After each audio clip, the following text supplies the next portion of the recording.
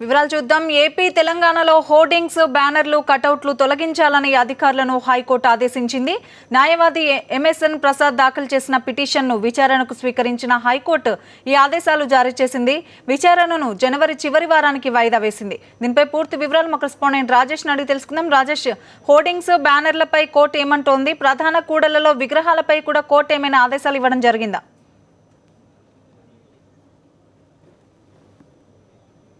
కటౌట్లు, ఆర్చీలు, ఫ్లెక్సీలను ఏర్పాటు చేయకూడదంటూ ప్రభుత్వం మార్గదర్శకాలను జారీ చేసింది. జీవో కూడా జారీ చేయడం జరిగింది. ఇక ఈ జీవో ప్రభుత్వం జారీ చేసినప్పటికీ అధికారులు ఎవరు కూడా వాటిని పట్టించుకోవటం లేదు.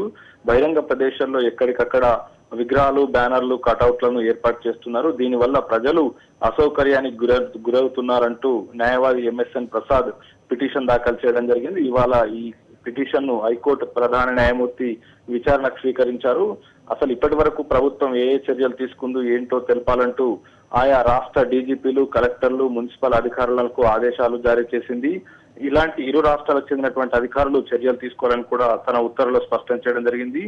బహిరంగ ప్రదేశాల్లో వాటిని ఏర్పాటు చేయడం వల్ల ప్రజలు అసౌకర్యానికి గురవుతున్నారంటూ హైకోర్టు వ్యాఖ్యానించింది. వీటి తొలగింపుపై మొత్తానికి అంటే వచ్చే సంక్రాంతి జనవరి చివరి వారానికల్లా దీనికి సంబంధించి ఏ చర్యలు తీసుకున్నారు, ఎక్కడెక్కడ ఆ బ్యానర్లను, కటౌట్లను తొలగించారో పూర్తి వివరాలన్నింటినీ కూడా హైకోర్టుకు సమర్పించాలంటూ ఇరు రాష్ట్రాల అధికారుల్ని హైకోర్టు ఆదేశించడం జరిగింది. తరంగిణి. ఓకే రాజేష్.